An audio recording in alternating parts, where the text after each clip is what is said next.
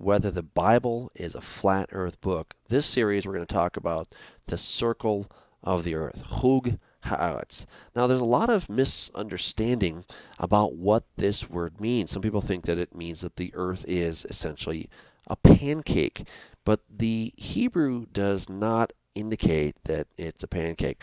Let's take a look, and you can decide for yourself. Now, this word chug, it's pronounced chug, not chug, but I just transliterated it there for you. The spelling is chet vav gimel, all right, and we see it in Isaiah 40:22. It is he who sits above the chug haaretz, the circle or whatever that is of the earth, and its inhabitants are like grasshoppers, who stretches out hanote. We saw that word in our first part of this series of stretching out the heavens like a curtain, and spreads vayim tachem, them out like a tent to dwell in. Then Job 22:14, thick clouds cover him so that he cannot see, and he walks above the chug of heaven. All right, so there's not only a circle of the earth, but there's also a circle or some kind of a chug of heaven, the chug shamayim. And then Proverbs 8:27, when he prepared the heavens, I was there when he drew a chug on the face of the deep, or pnei tehom. All right, so in these three different passages, we see that whatever this word means, it's translated as circle, but maybe that's not the best translation. Is there another way that we can understand it? So the earth can have a chug, the heavens can also have a chug, and there can be on the face of the deep, that's the waters that comprise the earth at the very beginning of creation, before there was actually solid dirt that we're standing on today. That was all watery. And again, I talk about that in part one of this series. So whatever the word chug is, it doesn't necessarily have to mean just a circle, some kind of a two-dimensional kind of thing, but it's got to be something that is a three-dimensional something or other. Okay, so what is this actually talking about? Well, if we go back and we look at the original, this is from Chagah. It means to revolve, and it means kind of a few different things. One is terror, or a reeling in terror, like to reel in terror. This is actually where we're getting this here, and here in Hebrew. It's from an unused root meaning to revolve. Okay, something to go back and to go around. Just like we see here, this reel-to-reel tape player way back in the day, where it was revolving. That's the idea of the word chug or chagah. It's from chagag. That's the original Hebrew, and it means to hold a fast, hold a festival, to make a pilgrimage, to make a pilgrim feast, celebrate, dance, or stagger. So it's this idea of going around, revolving. That's the idea. To keep a pilgrim feast, to reel. We have the word chug, to encircle, to encompass, to draw a circle, to draw around, make a circle, to encompass. That's from the BDB, Brown Driver Briggs Hebrew Lexicon. All right, so it doesn't have to mean just some kind of a circle, right? But it's some kind of this. It's a revolving. That is the meaning of this word chagag. And we have the term Chag Sameach, happy holiday. Why would they use the word chag as a feast or a celebration when it has this idea of going around? Well, what were people supposed to do? They're supposed to go to Jerusalem, right? So you go from your house, let's say Nazareth, right? Jesus and his parents, they make a little pilgrimage, right? They go on a chag because they're now going to Jerusalem, and then they come back. That's a pilgrimage, right? If you've ever heard of a hajj, that's what the Muslims are supposed to do at least once in their life, supposed to go to Mecca. That's on hajj. It's the same exact word. You're supposed to go and come back. You're supposed to make a circuit. That's really the idea of what this word means. So it doesn't just mean a pancake or a plate or just some kind of a circle, but it's a revolution. It's a reeling. That's the idea.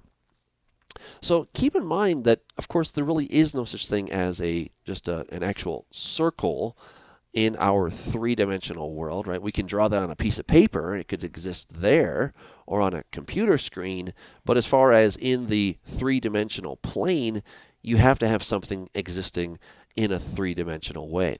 And so we don't see too many just flat pancakes out there. I haven't seen any to date, but we do see spheres all over the place. So that's definitely one thing to consider. And of course, a sphere is just made up of many circles. And you could also think of a sphere as something that is revolving, it's going around, or you could go around it. So there's different ways to look at that. Even if we were to take the standard view of what the shape of the Earth is, if you look at it from any angle, it's going to look like a circle. So that's one more thing just to keep in mind. But then we also have, as we were talking about Proverbs 8:27, when he prepared the heavens, that's Shemaim, I was there, he drew a hug on the face of the deep, or pnei tahom. And again, in Job 26:10, he drew a circular horizon, or hog, on the face of the waters, al pnei maim. So it's the same thing here, at the boundary of light and darkness, right? So he did some kind of a revolution. That's really the idea of this word here, is some kind of a revolution. In the beginning, God created the heavens and the earth was without form or void, and the darkness was on the face of the deep. So again, we see from these three passages, they're all talking about the same thing. And at this point, we're not talking about the piece of dirt that we're standing on today, however you think that shape of it is, but it wasn't this. It was like the water in a cup, or, for example, right? This is water right here, and it has no particular shape, no particular form. It's formless and void. Or, as I showed in the first part of this series, the cement in a cement mixer.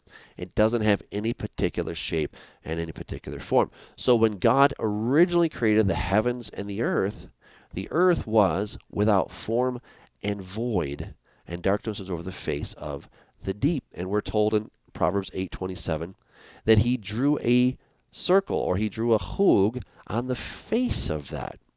Right? So we're not talking about just a disc or a plate or a pancake.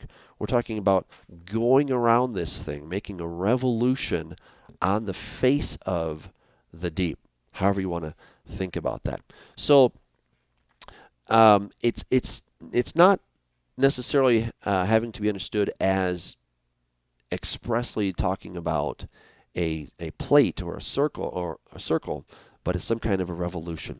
Now people say, well, look, if God wanted to say that we're on a sphere, he could have used the word ball, right? Kadur. Well, let's take a look at some of these examples. Isaiah 22:18, he will surely turn violently and toss you like a ball, kadur. But we have here in Isaiah 29:3, I will encamp against you all around, kadur. I will lay siege against you with a mound. Take the choice of the flock, also pile dur, fuel bones, under it. All right, so kadur is something like a something or other here. And it's not something that could be used to talk about the shape of the earth, because it's something that's all around, or it's a pile, or it could potentially be a ball. But none of those are going to be used for some kind of a three-dimensional object, such as the earth, no matter how you want to think of the shape of that.